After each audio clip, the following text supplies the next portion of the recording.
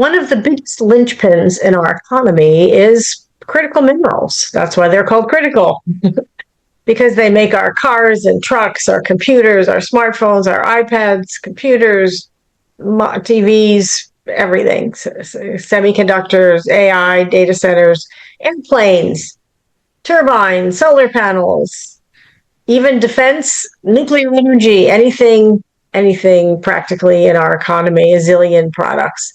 You probably heard they are a major bargaining chip in international trade deals. But what exactly are critical minerals? How do they run our economy? What is happening with critical minerals today? And why should we care, frankly? Today, we'll find out from a top expert on critical minerals who can help us understand it all. So put on your earbuds, turn up the volume, grab a pen and pad or tablet to take notes, and let's get started. Welcome to Electric Ladies Podcast. We share stories, insights, tips, and advice from remarkably innovative women working on the front lines of corporate responsibility, energy, sustainability, climate, and ESG-related issues. I'm your host, Joan Michelson.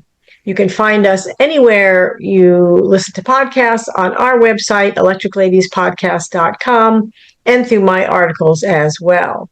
We talk about innovation, leadership, technologies, and careers, by the way, always bringing a new perspective. Please pass it on to your friends and leave us a 5-star review if you're so inclined. It helps other people find us. And one more thing before you get started, if you are at an inflection point yourself, looking for support with your ESG work or your career, please reach out to me. In all the chaos swirling around us, there are also a lot of opportunities, and we don't want you to be flailing. You can find me on LinkedIn at Joan Michelson and let me know you're a listener and what you're working on, and we can help you no matter what industry you're in. So your computer you're listening on right now, as well as your car and every other piece of electronics in your world, has critical minerals in it that very simply make it work. We're talking about lithium, nickel, copper, manganese, cobalt, silver, and there are dozens more. We take them for granted, really, frankly, except when we can't get what we need because of them. China has what mining.com calls a stranglehold on the global rare earth supply. So access to this vital resource is tied up in tariffs and trade policies and all kinds of foreign policy gymnastics, as well as economic and other political issues in each country independently. I think Ukraine has a lot of minerals as well, maybe lithium specifically. And the CHIPS and Science Act from President Biden and passed under the previous Congress also invested billions of dollars in developing mining resources and facilities in the United States. It's a highly dangerous industry for humans and for the planet. For example, 82 miners in China were recently killed in what's been called the deadliest mining tragedy in China in over 15 years. So where are we on critical minerals, and how can we get what we need while eliminating or at least mitigating all these risks? Let's ask an incredible expert. I'd like you to meet Liv Carroll. She has spent over 20 years in the global mining and metals industry and is currently board director and chair of the governance committee of the Global Mining Guidelines Group. Until recently, she served as managing director of EMEA, Europe, Middle East, and Asia, I think that is, or Africa, mining lead and global natural resources lead for Data A.I at global management consulting firm Accenture. She was there for several years. Previously, she served as technical director and business strategist in minerals exploration, metals, and mining at Wardell Armstrong in the UK, managing all kinds of projects at all stages of the mining value chain, from exploration to feasibility studies to operations. She's also committed to advancing women in leadership and serves on the board of Women in Mining UK.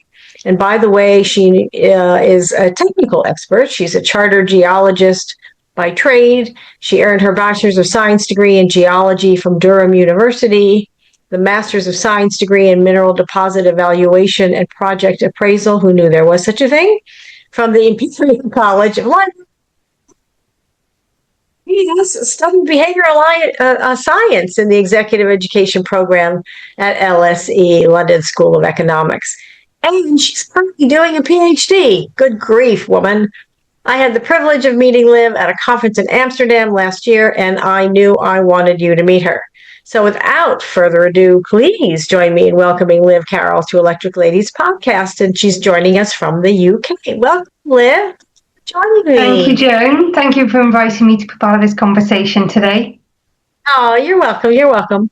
So first of all, let's kind of do a little tiny primer, which for you is crazy, but let's do it.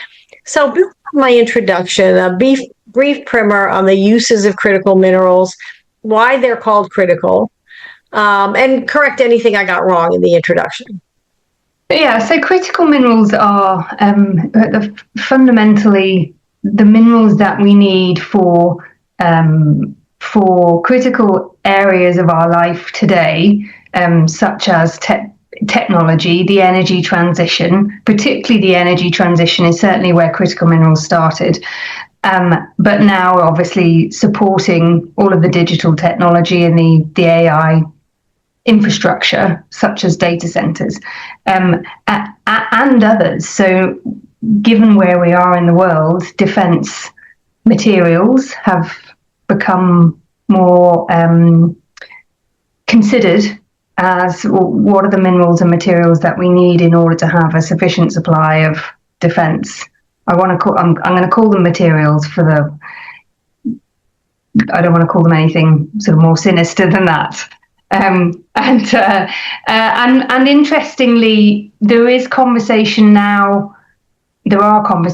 now addressing the minerals required to feed this ginormous population of over 8 billion that we have, because that is actually not possible without mining certain minerals that then go into the fertilizers to ensure that we have sufficient yields to feed the population of the planet. So those are the critical minerals. So they're critical to our life, our living and staying secure, as well as there's another factor, as well as they're being at risk of a supply shock.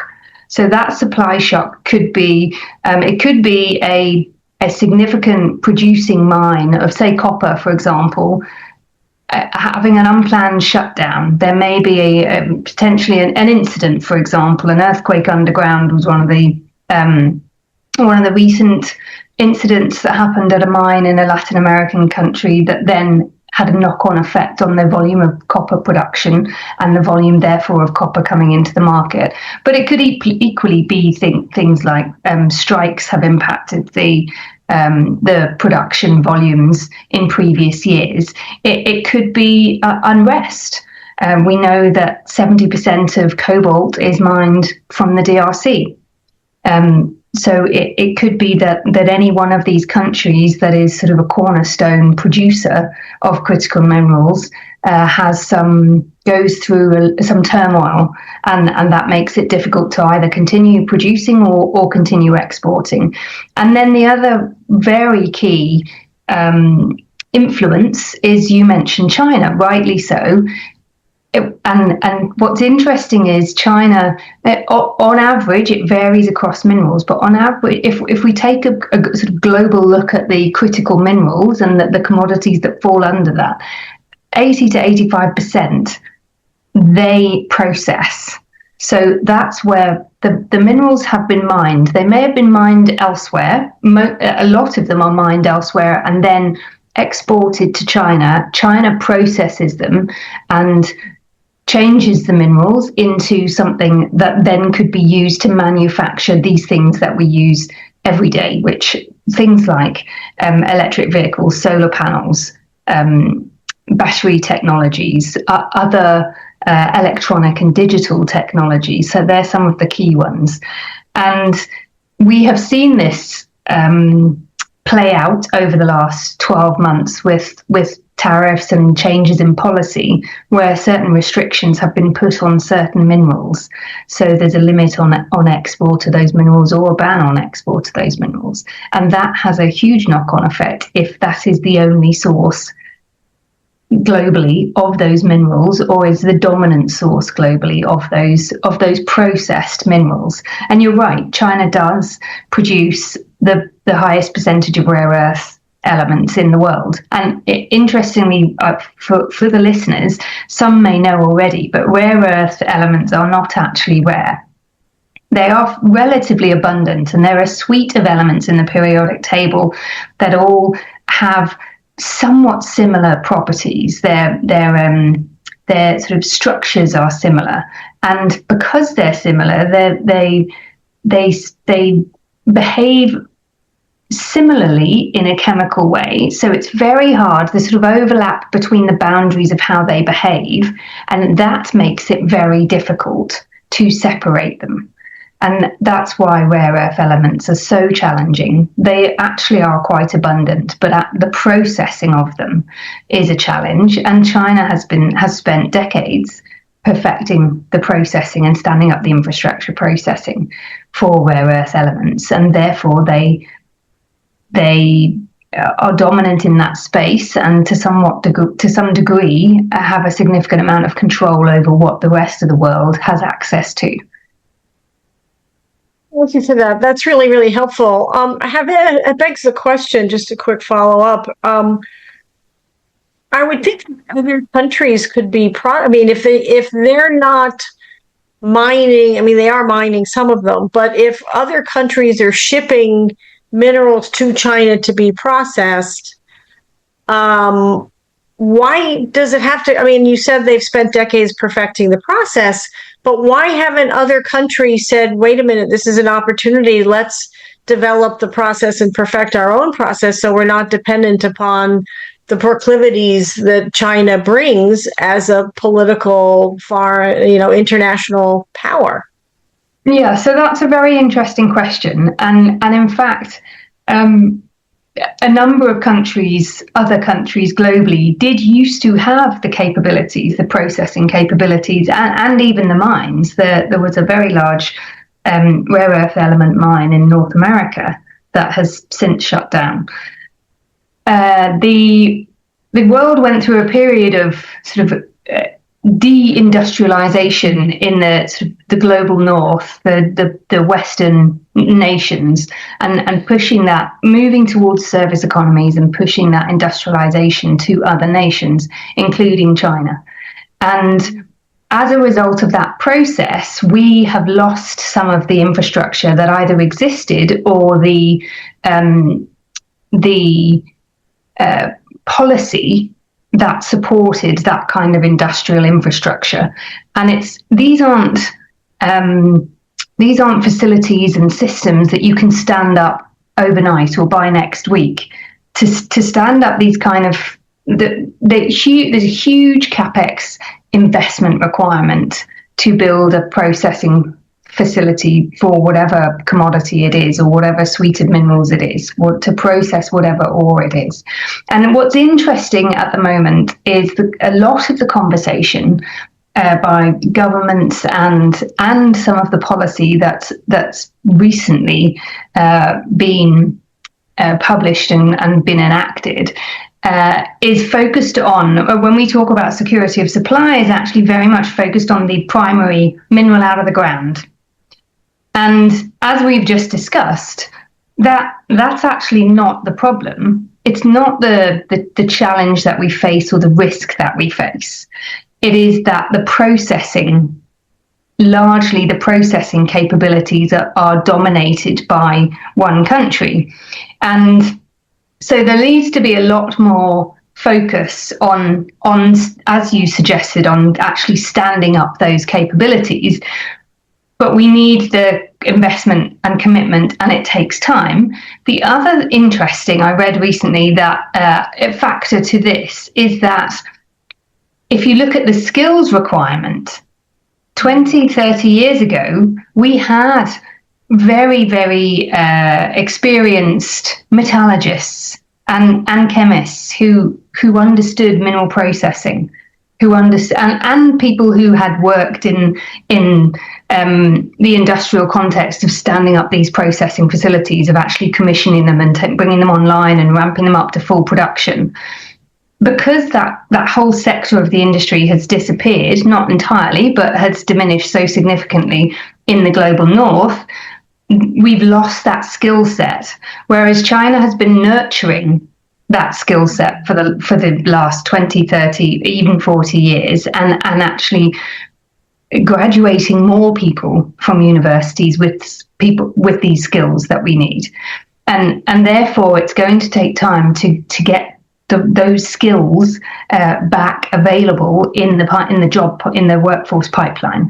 And it's not just mineral processing. The skill shortage across mining is very real, and it stems back to even as far back as the 1990s, when geology and mining engineering weren't seen, mining as an industry really, and geology as a discipline weren't seen as sectors of the future. They weren't seen as where the global north countries and industries were heading, and quite a number of departments that trained people that either college or universities shut down. But I know of a number of geology departments in the UK at universities that shut down in the 1990s. And so now we're not graduating as many people. Even in Australia, the number of graduates in geology and mining engineering have dropped significantly in the last 20 years. There's another factor now. So now that the world has woken up and understood that actually mining is the foundation to enable absolutely everything else, including the food that we eat. There's another factor, is the next generations don't view mining in a very favourable light. So we really do have a significant problem in terms of how mining is perceived and also understood. And part of that stems from how we typically communicate about mining. And those of us in the industry who understand the industry, who are committed to it, who understand its importance, tend to take a certain approach of sort of trying to convince others, but mining's fundamental. You can't do anything without mining. And the next generations coming through aren't buying that. That's interesting. I know a lot of geologists that went from oil and that got into the oil and gas industry and then transitioned to geothermal, but not to mining. You mentioned the energy transition a bit ago, and it depends on the availability of critical minerals. So see companies and maybe countries, and you might want to separate those, but dealing with that issue, doing, transitioning their own energy sourcing. And what do you recommend to those who want to do the energy transition, to do it in a way that is ethically and environmentally as well as financially responsible when it comes to the minerals and the mining piece of it? So just repeat the second part of the question again. What? So transitioning from the companies that want to transition their energy resources to cleaner energy. Yeah. How do you suggest, when it comes to the minerals piece and the mining piece, how do you suggest that they, maybe a better way to say it is, how do you suggest they access the minerals they need at the time they need them and the supplies they need them in an ethically and environmentally responsible way, as well as financially responsible? Yeah, well, that's actually interesting, and it cuts to the core of ESG and what ESG is about, which is environmental social governance, and that's really it's often seen as a sort of a reporting element to the business, but actually fundamentally it's putting the right governance in place and ensuring that you can demonstrate the actions with hard data. You can demonstrate the actions that you're taking across environmental, social, and governance of the company and of your operations. And there is much that can be done in terms of operating responsibly across environmental, social, and governance.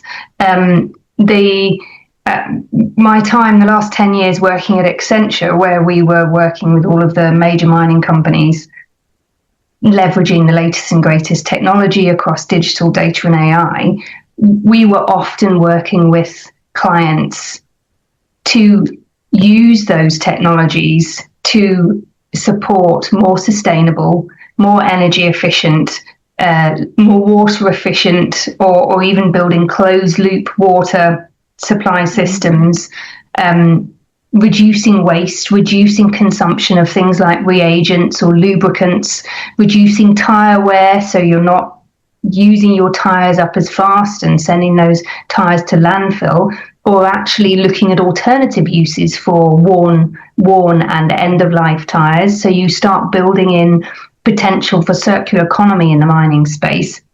And then all in the social space, leveraging better forms of communication and information engagement platforms, so that socially the communities were able to feel informed but also engaged with and had a voice. And that's super important. And responsible mining doesn't just stop at the mine gate. It is the whole community that is, I'm hesitating to use the word impacted, the whole community that's within the sphere of the operations and the families of the workforce and the local government and the national government, because in fact it extends beyond just today of providing jobs, but also how do you support local talent? How do you support building a pipeline of workforce and upskilling others, so that not just so that you have the right skills for an operation, but also so that you're then helping those within the country to have more opportunities. So I think there's lots of things that companies can do in an operational context to ensure that when they are extracting and producing these critical minerals, that they're doing that in a responsible way. And then there's obviously the ensuring that you're not impinging on human rights, and ensuring that your workforce is all above age, you don't have any child labour. There's some very serious elements of operating responsibly, ensuring that you're operating according to international best practice and law, even if the law within the country itself may not be of the same standard, although in many countries now, whether it's environmental or things like human rights, everybody's operating off a fairly similar ballpark, certainly for the larger mining companies, in my experience. That's really helpful. It's an interesting conundrum. I'm glad you mentioned water, because that is so intricate to all of this, right? You did a great presentation last year that one of the things you talked about, or really the core of it, was industry trends. So talk a little bit about the trends in the mining and I think you call the mining and metals industry, and where you see those going. We've touched on a few of them in the context already, but maybe there are other, and I remember from watching your talk that there are other trends that we have not covered, right? Yeah. So talk a bit about those. Yeah, I think, well, one of the key trends, and to some degree we're covering that, one of the key trends is the accelerated pace of change and innovation. The industry, and that's both outside in and inside out. The industry is almost being forced to go through a rapid transformation. Expectations around mining have changed considerably, and with the advent of social media and digital, people's voices are very, very clear on the subject and how mining companies need to operate. And I think that really did catalyze a lot of change and a lot of increased transparency. Let's call it that. There are challenges with access to capital, and I think that is another driving factor for mining companies looking to be more efficient. So not just sustainability, not just let's use less water, let's use less energy in order to decrease our carbon footprint, but actually capital is a challenge, and profit margins are being squeezed, and markets are volatile. We know that the commodity prices, although in more recent months, certainly things like gold and silver have shot up through the roof. But prices are relatively volatile. We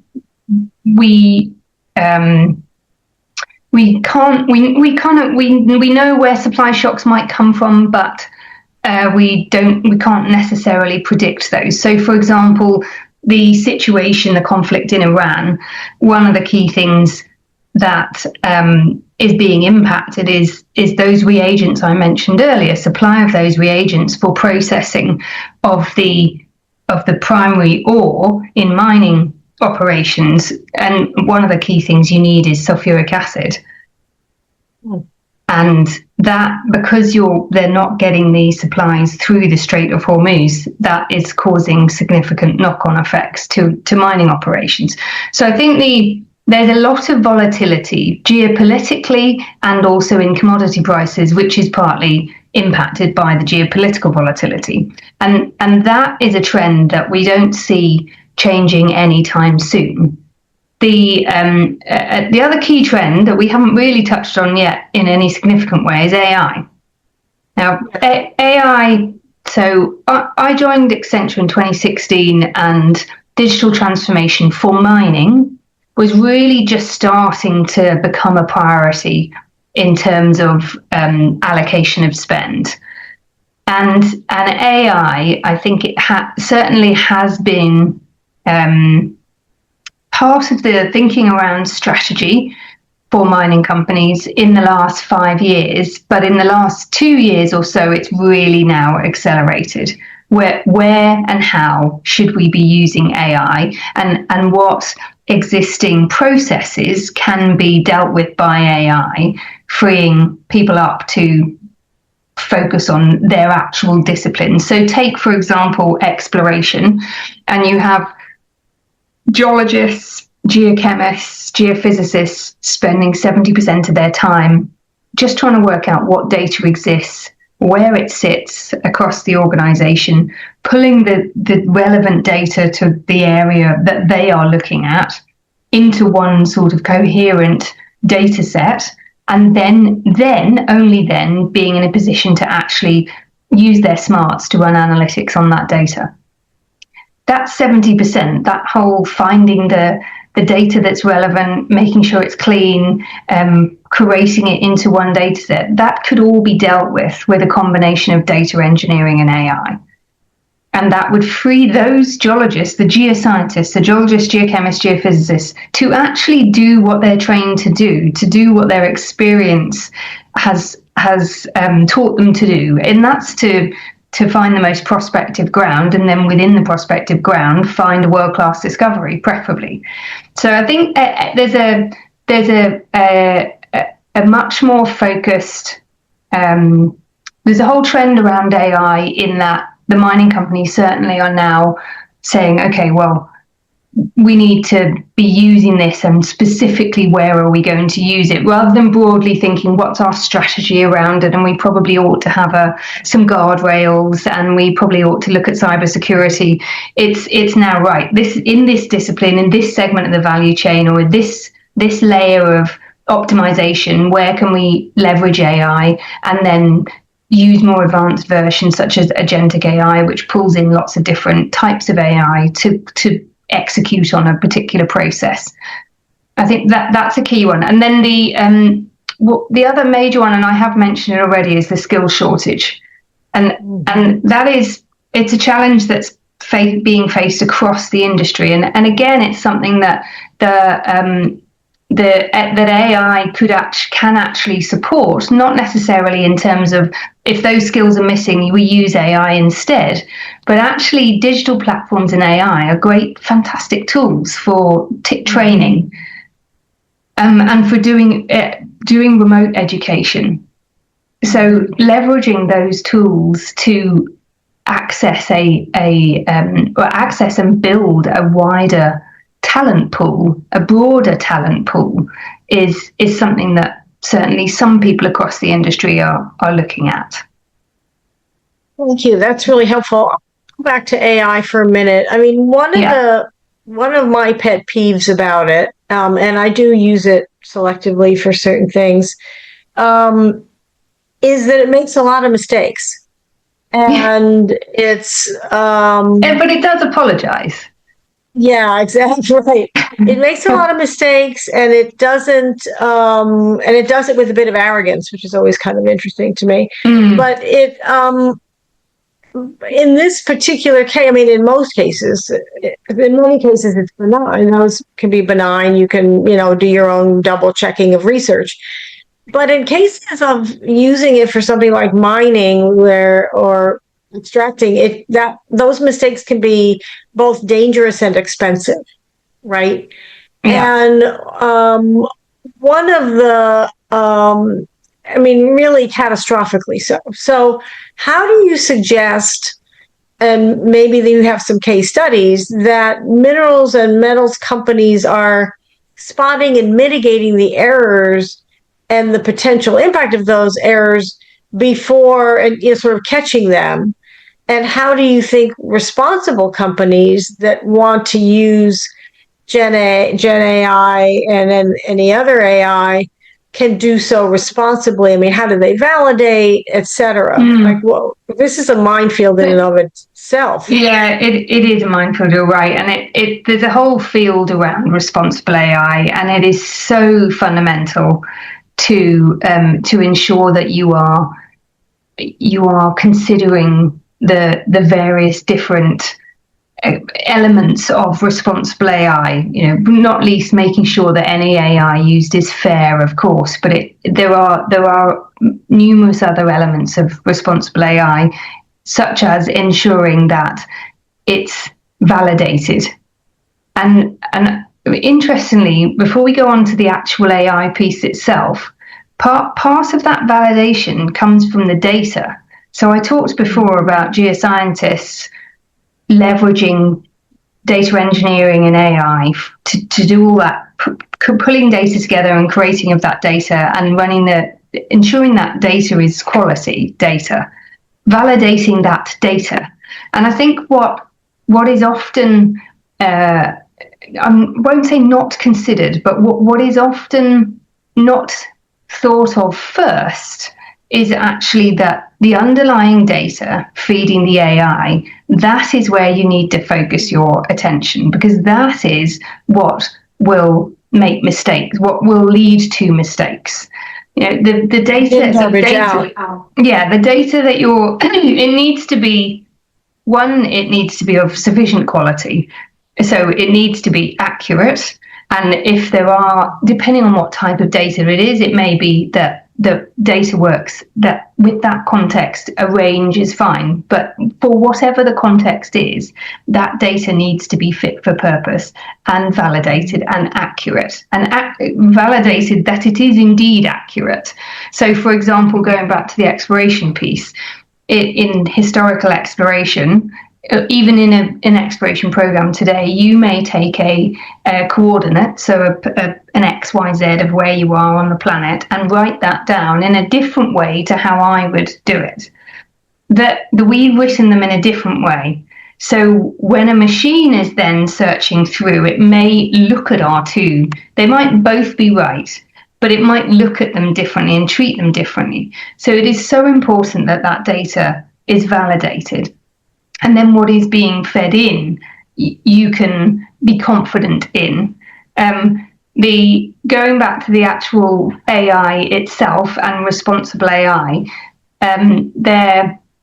there are a huge number of guardrails. You need guardrails on the machine, and you need guardrails on the human, and the humans using AI. And I think that is probably, if you've got your data you've got trusted, reliable data that you are feeding the AI, that is a significant part of the problem in terms of putting guardrails on the machine itself. A lot of mistakes, and we know this with cybersecurity, a lot of mistakes happen at the human end. And part of it is the humans taking as read what has been put in front of them without questioning.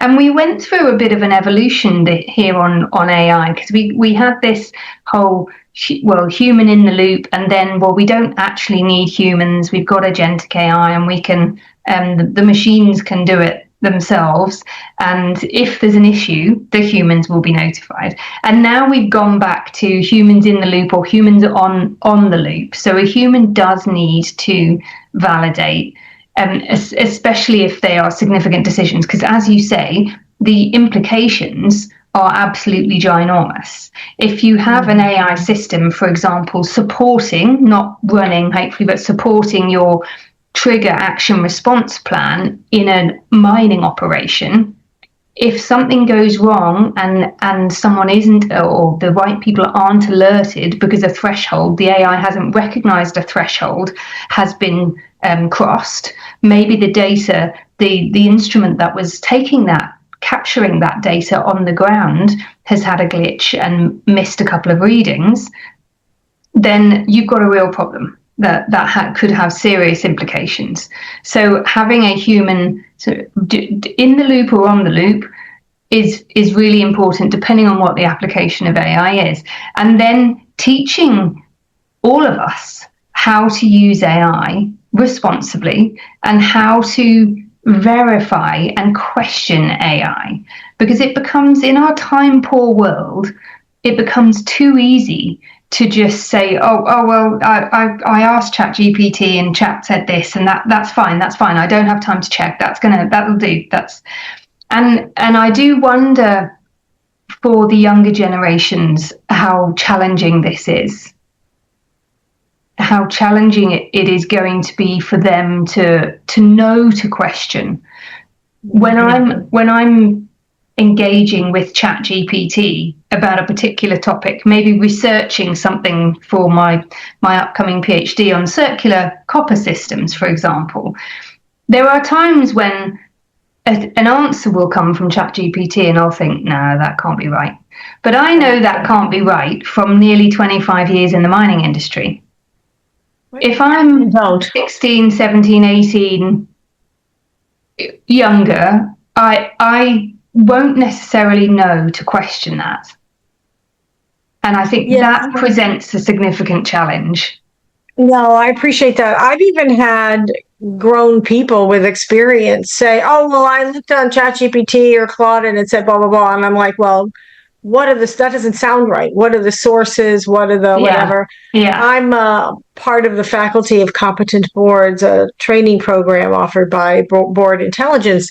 And we just did a session this morning on this issue because people are not challenging it enough. And I mean, I can even see, I don't know if it happened this way, but for example, the catastrophe in China, maybe some AI system misread that the ground was, perfectly stable and it wasn't, right? Or whatever the case may be.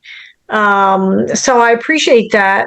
I could talk to you about that kind of stuff for about a week, but also in the presentation, and this ties in with this, you talked a lot about the ethos of being a good steward of our natural resources. And mining obviously is all about our natural resources. So how can the mining industry, it almost seems like an oxymoron to me. How can the mining industry be a good steward of natural resources at the same time that it's tearing up those natural resources and drilling holes where they weren't before and disturbing the natural ecological system? Yeah, this is a great question, and I'm smiling because I love resource stewardship is one of my reasons for being, really. It's why I decided to go into exploration and mining age 17, because I believed there was this was necessary, this was fundamental, this is the right thing to do. There's a way you can extract minerals and be a good steward of the natural resources. But also then resources is a word that is very has a specific meaning within geoscience in mining, and you have resources and reserves. And one of the reasons I'm smiling is because I've been doing some research today looking at the larger value, the longer value chain, or the extended value chain of materials. So from post-extraction processing and using them in whatever function they are, in an EV, in a data center, in a smartphone, a smartwatch, a tablet, whatever it is, and then what do we do at the end? And in fact, so resources has a specific meaning within mining. It means a classified, economically extractable volume and grade of a particular commodity. But actually, as you move through the value chain, those resources, they remain resources even when, so in my view, this is where I think we should be going with circular economy. They remain resources even when they're in a smartphone. There's a quantity of gold in that smartphone. There's a quantity of lithium in that smartphone. Now, we have the difference between reserves and resources. Reserves are when you know how you can extract it. And you could apply the same to, in a smartphone, there's X amount of resources. And once that smartphone gets to the end of its life, then the end of its current life, and if it's not going to be refurbed, then those become reserves because you know exactly how you're going to extract that quantity. But so then this becomes, why I'm smiling, it becomes resource stewardship to materials stewardship. And the two exist together. They're not the same thing. Going back to your original question about resource stewardship and how mining companies really can be fantastic resource stewards, even though they're extracting mineral out of the ground. It's an uncomfortable truth that where we are in the world, with the volume of people in the world, with the levels of development and development still to be levels of development still to be attained by many across the world who have every right to a higher standard of living, we are going to have to extract more minerals out of the ground. The demand is escalating. It's not the wrong word. It's increasing and escalating. And we are not able to meet that as things are currently are through recycling or circular economy, using what's in circulation. Maybe we won't ever be able to if we continue expanding the population and expanding demand. However, so we have to get comfortable that we are going to have to extract minerals out of the ground. It pains me too that we have to do that we change the nature of our landscape and we do impact the landscape and potentially the biodiversity that's living there. However, there is an integrated approach to managing those resources. And when I say resources, I'm not just talking the geology, the actual minerals and commodity that you're mining, but actually the water that is either within the mining license area or within the vicinity of it. You've got the land itself. You, as a mining company, you are stewarding that land. It is your responsibility. And the interesting thing about stewardship, it doesn't necessarily confer ownership. In some cases, there will be a clearly defined owner, and if you have the right to mine, you have the right to be on that land. You won't necessarily own that land. As stewards, stewardship confers responsibility. Right. And so we have a responsibility to the water, we have a responsibility to the land, we have a responsibility to the air. And I think air is one of the earliest environmental elements or sort of facets that was addressed in terms of environmental legislation and controls, and it's certainly extended beyond there. we also have a responsibility to steward the environment in which the biodiversity can live and thrive. So that's, yes, that is the land, yes, that is the water, but it's doing it with a particular angle about understanding what the biodiversity in that area or in the vicinity of the mine or within the mining license itself needs, and where we can't, where we do need to change the actual sort of living area of that biodiversity, then ensuring that there are alternative areas or relocating where required.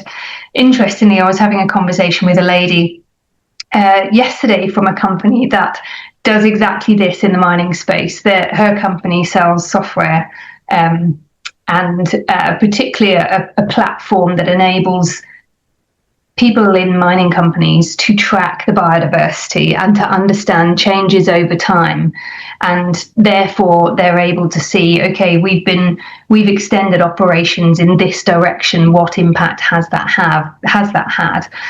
If we look back 10 years to now, what is the biodiversity data showing us?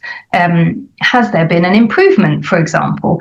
There are many mining companies that if the mining method allows, take a rolling remediation approach. And I'm thinking here particularly Richards Bay Minerals, which is a heavy minerals sand operation in the south of South Africa, KwaZulu-Natal in South Africa. And they have a rolling remediation. So they're basically mining sand dunes for these heavy minerals, which include ilmenite and rutile and zircon. All very useful things. They go in paint, they go in toothpaste, various other things. And so as they mine these old sand dunes, they remediate behind them and they make sure to restore the flora that was there originally, because they've collected the topsoil and the seeds before. And there are scenarios, I'm not saying mining has all been good, but there are scenarios where mining companies have restored land to a higher biodiversity state and level than it was prior to mining. So I think that going back to resource stewardship, I truly believe that mining companies should operate as stewards of the natural resources. So as stewards of the resources that they interact with, land, air, water, and of course that includes wherever the human beings are, the communities are as well, and community, choosing my words carefully, important historical areas for communities. That is part of that. It's not just about sort of earthly resources. So it's social and community resources as well. And then I would like to to see this resource stewardship to extend under a slightly different lens, using our lens of circularity and multi-loop minerals and metals, extend that resource stewardship through the value chain so it becomes materials stewardship. And then with materials, nothing should become waste. There should always be a purpose, an alternative purpose if necessary. Yeah, it's great. With people, I've seen companies who advertise anyway, extracting the minerals from used cell phones, etc. But on that, only the data shows that only actually 25% of electronic devices and IT equipment actually gets recycled today. Which is, it's good that some does. However, that could be 100%. Yeah, it's actually better than plastic. Plastic is only 9%, unfortunately, that's actually literally recycled. I mean, there's a lot that's collected, but only apparently 9% of it is literally recycled. So 25 is pretty good, but you're right. It should be, there's no reason for it not to be 100%. Let's put it that way. And those metals, some of those metals, there's no reason they couldn't be used in go round in multi-loop cycles in perpetuity. Copper, for example, it doesn't change when you use it. You don't change its composition. It doesn't become of a lesser value when you use it. That's interesting. It doesn't degrade? It doesn't degrade, no. Wow. I mean, there may be some. I'm sure someone will say, "Oh, well, hang about. If you use it like this, it will degrade." Maybe there's some, but generally speaking, in electrical cabling, bus bars, in cooling systems like we need for all these data centers that are ever expanding, copper in IT, it doesn't degrade through use. I mean, to that point, I've seen companies, and then I'll move on, but I've seen some companies using batteries from electric vehicles that are no longer have enough juice to power an electric vehicle, but they still have like 75-80% of their electrons, and so they're using those batteries to power something else, which makes perfect sense, right? Yeah, and it's just kind of and it's just kind of interesting to me too that China is dominant in this, and then they're also become the dominant EV manufacturer now, and batteries and solar panels they've been at for a while. So that whole loop is quite interesting. But I want to ask you a couple other things. I was reading an interesting stat on China yesterday about the energy capacities, energy generation capacities, and how they have commissioned coal-fired power stations, like a large number of coal-fired power stations. Yet they are also standing up the largest renewable energy system on the planet. And I've been reading this book, Less is More, by Jason Hickel, about how degrowth will save the world. And one of the things he points out in it, we all feel, not all of us, obviously some of us probably knew this already, a lot of us feel that decarbonisation is moving us towards a healthier, for the planet and therefore for us, energy production, energy generation system. And in fact, because we're seeing this massive growth and ongoing development and an increase in our global populations on an exponential track, the energy and the part of that growth is this explosion of use of AI. Every time you query ChatGPT or Claude or whatever it is, every time you optimize a route on Google Maps, it's all using energy through AI.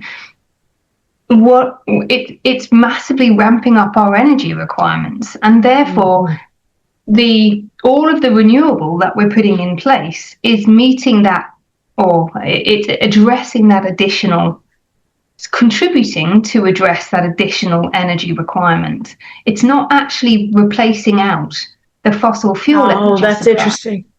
That's interesting. And this is what the stats on China were saying, that they're still having to build. This is not just use, build coal-fired power stations, despite the fact that they have this huge development of renewable energy infrastructure, way more than any other country on earth, which is fantastic. But in order to meet the energy growth, we are going to need rapid sources of energy. And one of those rapid sources are fossil fuels, unfortunately. Yeah, no, that's really interesting. I'll ask you a couple other things and then get some career advice from you for everybody. Because mining is obviously a natural resource, it's directly affected by climate change and also has an effect on climate change, if you will, right? So talk about the impact that climate change is having and can going forward have on this industry and access to these critical minerals, and the supply chain itself. Yeah, okay. So I like this question because it makes me think as a geologists or geoscientists or earth scientists, I suppose, first, in terms of how's climate change actually impacting our ability to extract minerals, and direct effect on the land and on those the physical infrastructure and the biodiversity, etc. Yeah, and so I mean, I'm not sure if it's impacting mining specifically or impacting everybody, but water, of course. So water's not just because we are experiencing an overall increase in global temperatures. We're not necessarily just getting less water. What we're getting is less predictable water, and the weather patterns are becoming less predictable. And when we are getting rainfall or storms come through, they're much more intense than they ever were before. And then certainly for a mining operation, that's a challenge because you need to keep haul routes clear, safe. There's a lot of on a typical mine site, like say thinking about an open pit operation, so a surface operation for those who don't know what that term means. There's a lot of sort of bunds where you've heaped up material to ensure that there's no runoff, or to keep vehicles safe on the slope, for example. And in an open pit mine, you have relatively steep walls that are benched, so they're engineered according to the actual geology of the area to be safe. However, if you are having these increased intense rainfall events, in mining, we certainly have seen an increase in having to geotechnically monitor pit walls, or it impacts underground mines also, because the water filters through cracks in the earth and through the rocks, and you need to understand how that water is infiltrating and flowing, and where it's coming to, and where the water flow or increased water flow may be weakening rock structures. That is super important, and therefore, as an industry, we're having to increase the number of sensors and make sure that is monitored. And there's lots of fantastic solutions that can be utilised to monitor movement, including satellite data. You can use satellite imagery to track movement in a pit wall between one day or one pass and the next pass of the satellite, depending on frequency. So it's not just limiting access to water, but it's also impacting the weather events and these very heavy downpours of water. I think another interesting area is impacting communities, and a lot of mining is in I think it's fair to say a lot of mining is in quite arid environments, and communities who are living subsistence farming, so living off the land, and those communities then are struggling in terms of being able to grow enough food. So there's a social element that is impacting not necessarily directly the mining company, but the communities around the mining company that they certainly would need to be mindful of and support those communities. I'm thinking of what other ways in which climate change, it's certainly affecting reporting requirements. All mining companies have decarbonisation targets, although some have been rolled back slightly. I think partly because they felt the initial targets were somewhat too ambitious, but also partly because certain administration attitudes and changes have caused some companies to say, okay, well, let's not be so prominent about this. So in terms of how it's affecting the actual environment around a mining operation, I think those would be the key ones. And then we all recognise that climate change is changing our It's obviously changing our climate, but it's also changing where companies are investing, and what the expectations are. So large investment houses, although again they have somewhat dialed back on their rhetoric and dialogue about it recently in the last year or so. But the large investment houses, they will often set expectations, particularly around decarbonisation, to mining companies if they're investing in a mining company. And that, so it has implications for access to capital, basically. Right. Oh, that's interesting. I saw a report today that 80 banks are still investing in fossil fuel operations, but that may go to your point of the need for energy because of the escalation. I mean, I'm also seeing a lot of declining populations. That China and the U.S. actually have been declining in population, but that doesn't. That, you know, the global population overall is still increasing, and obviously the demand for energy and the demand for energy from economic development in countries that are emerging is really valid. I also think on the AI piece, and Gen AI particularly, so generative AI being the likes of ChatGPT and Claude and all the others, Manus, and when OpenAI first released ChatGPT, I thought this is game changing. This will change the way we live and work in the same way the internet did, and in the same way smartphones did. And it is quite mind blowing to see how rapidly that has taken hold. I don't think there are very few people who've never used one of those AI tools at all, and I go back to the next generations coming through. I have no doubt that many of them are utilizing them on a daily basis, and all of that AI processing, building the models, running the models, every query we ask them, every bit of data it generates as a result. And I bet none of us are going back through our ChatGPT history, deleting previous queries. So they're all stored there in the cloud. All of that is requiring additional energy on a grand scale. And I think it's very hard for our brains, our human brains, to compute just how much that is going to have impacted our energy consumption. No, that's a really good point. I do have the privacy settings, but that doesn't mean it's not being stored.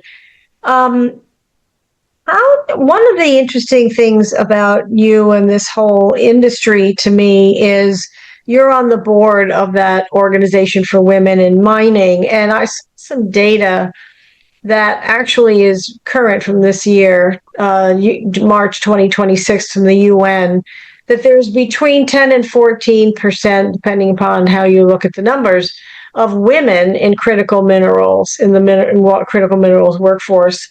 And they even said that in a quote, in some cobalt producing areas like the Democratic Republic of Congo, they represent up to 40% of small scale miners, but they're concentrated in lower paid, more hazardous roles and frequently lacking protective equipment, etc. So, but you're in this field. I've interviewed a few other women in this field.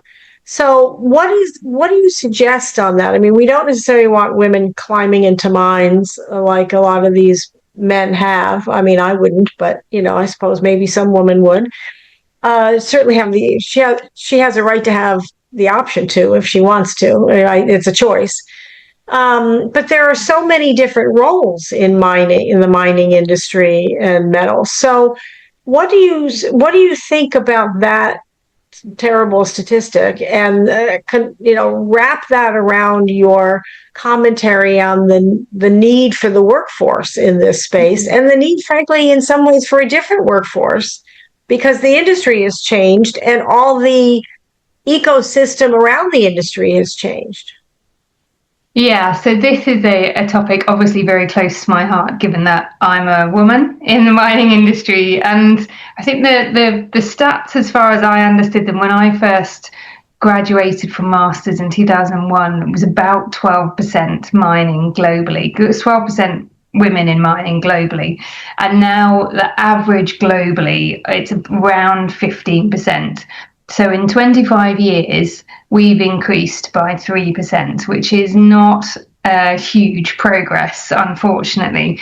And you said a very an absolutely perfect point earlier. It really isn't about 50-50. It is that women should have the right to choose that path should they want to. And that's key. It's about opportunity, equal opportunity for all. And I think that there are so many factors here. One is that mining, when many of us think of mining, we think of men climbing into pits and having very dirty faces and it all being dangerous and dirty. And actually, the industry is so far from that predominantly. There are obviously still informal mining operations and unregulated mining operations in some jurisdictions, which will be like that and will be unsafe. And that there are many people in the world working with those organizations and communities to try to support safe and responsible mining. But generally across mining, it is just not like that at all. And a lot of mining companies now are moving to remote operations or integrated operation centers that may be on site, or they may be hundreds, if not 1,000 miles or kilometers away in the inner city. And so you're sitting in a very clean environment, operating a loader underground, for example, or a rock hammer underground.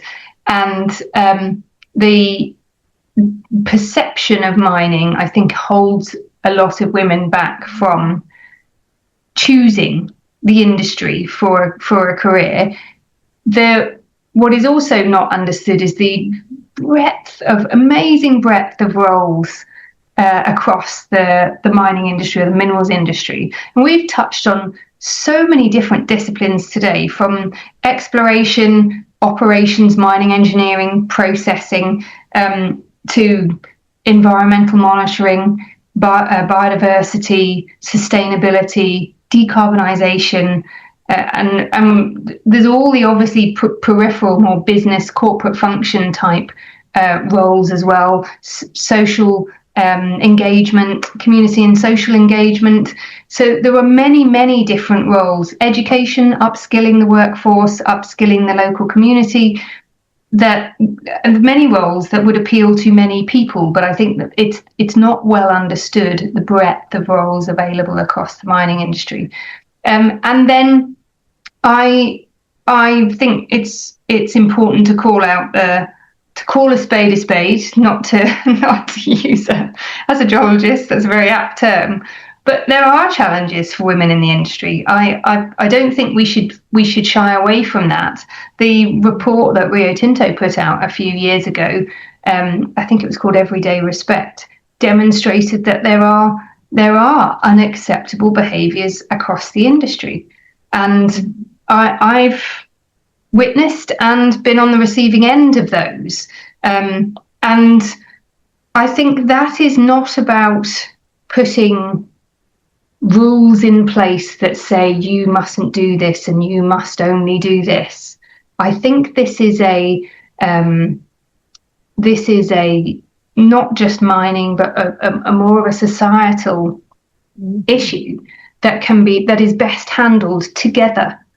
So, you know, you will have heard the excuse by some very prominent figures, it was locker room chat, locker room banter, and raising an awareness of how your behaviour is received, I think, is very important. Now, clearly there's a line, and clearly everybody knows right from wrong and knows that there is a line beyond which it is you do not cross that line. But before that line, there's some very blurry boundaries around appropriate behaviour. And I think what needs to be understood is how inappropriate behaviour is received, what is heard, and it goes back to communication and actually what are you trying to communicate. Sometimes it could be a bit of a misguided attempt to say that you like someone.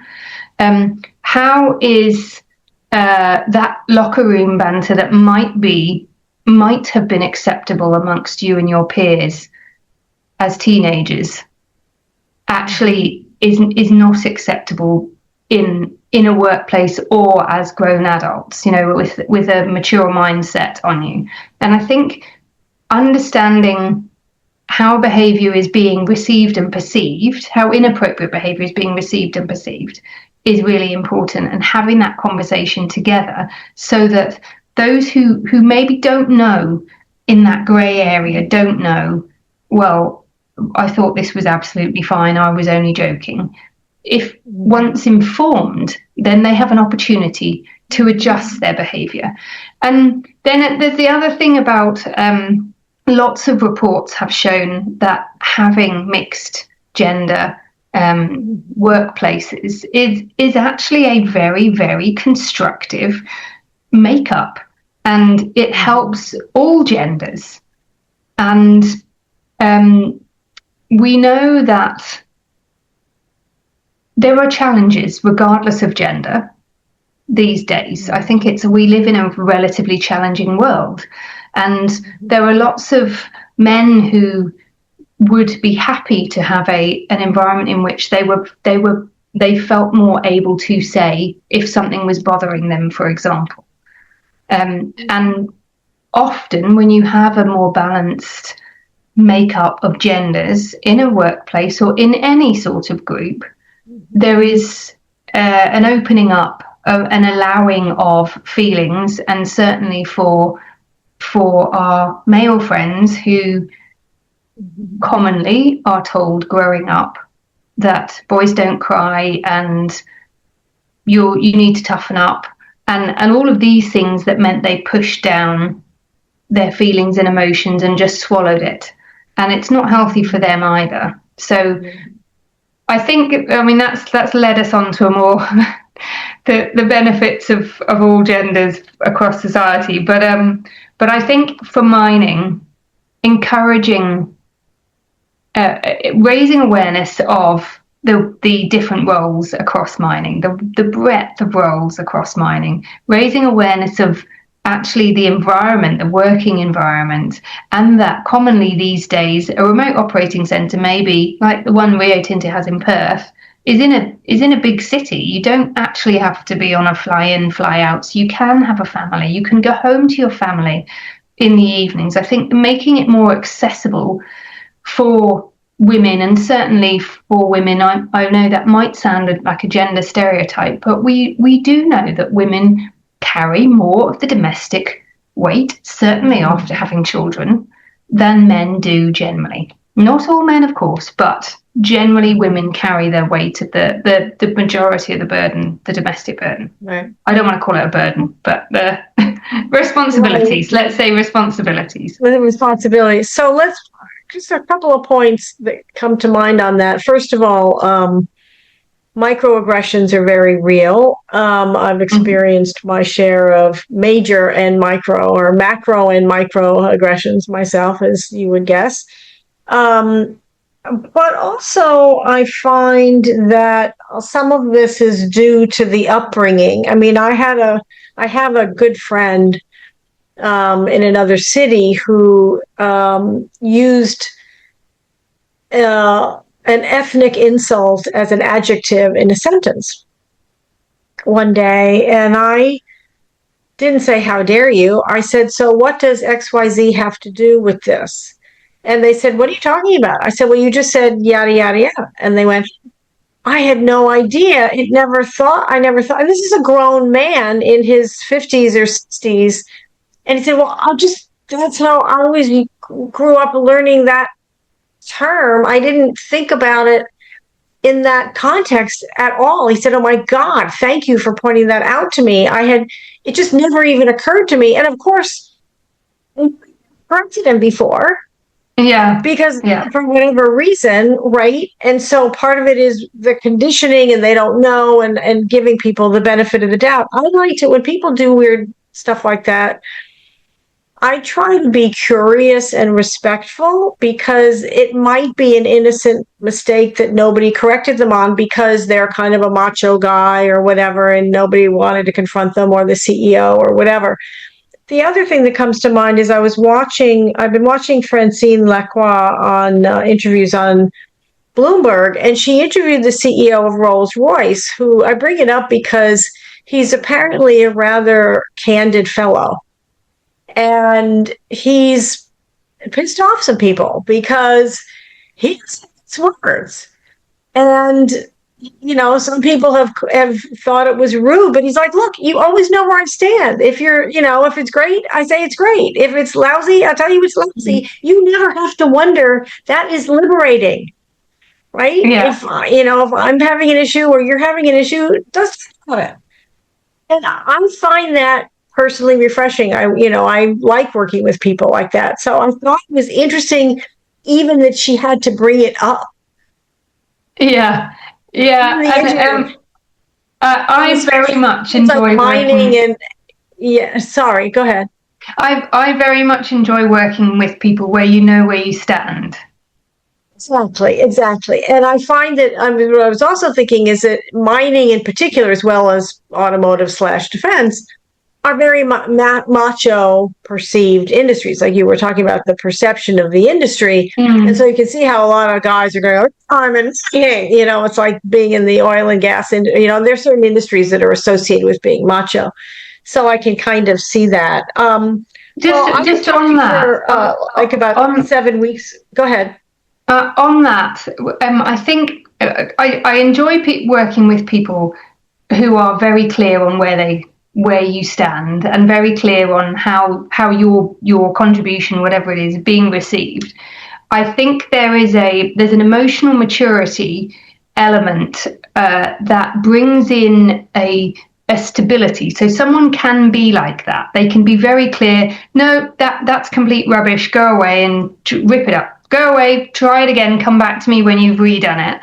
And you can be totally okay with that. You can be totally okay with someone not being super gentle around delivering feedback, as long as there's a sort of baseline stability to the relationship. So someone who's very good at doing this knows that the person on the receiving end of the feedback knows that you're not diminished in quality or in terms of their perception in their eyes because you've made a mistake, or because they don't think lesser of you because you've made a mistake, or because that first go wasn't super brilliant.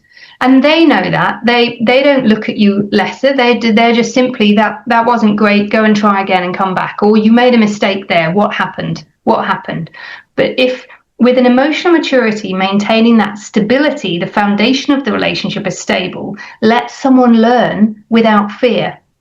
Because you know that this person is supporting you, and you know that this person, at the core of the relationship, what they think of you doesn't change. This is just learning on top of that. I love that. Let them learn without fear. It's interesting because one of my pet peeves, and I've learned to adapt to it, but is people who say, oh, well, I'm not really fond of that. When what they really mean is, I hate it, don't have it near me, go away, like despise, I'm allergic. I mean, they're being like British polite, right?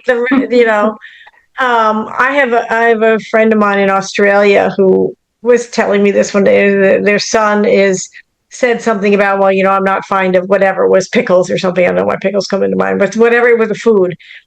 And my friend looked at me and said, yeah, well, that means they can't stand it. They'll, this, that. I mean, it was like the opposite extreme, right? Yeah. I thought, well, why don't you just say I hate it? It's like, yeah, no. I mean, I don't eat meat. I don't say I'm not fond of meat. I say I don't eat meat. It's like really simple. Yeah. So anyway, and Joan, that brings me back to another. Makes me think again of the learning together piece. about gender and the boundaries and the inappropriate behavior, because one of the key things is for us to help, and it's not just specifically women, us to help those who may be having an interaction with someone where their behavior is inappropriate, to have the confidence and to know that they have the right and the choice to say, this doesn't work for me, or I find this behavior inappropriate. Because it's not just about educating those who perhaps have not received that feedback about their behavior, or know that the behavior is inappropriate, but they've got away with it before, nobody's called them up on it. But it's also building the confidence of others and knowing that you have a right to set your boundaries. Now, this is not the person touched my shoulder with their finger accidentally and therefore that's inappropriate. It's about understanding the context of a situation. But it's super important that people know that they have the right and the choice to say, this is making me feel uncomfortable. Right, exactly. No, 100%.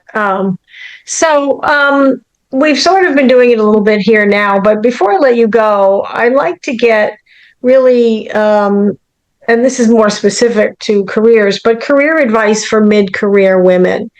So if you think about a woman who has an education, has experience, maybe 15 years of experience-ish, she wants to excel and make more money, and she also wants to make a difference. So what advice would you give to her?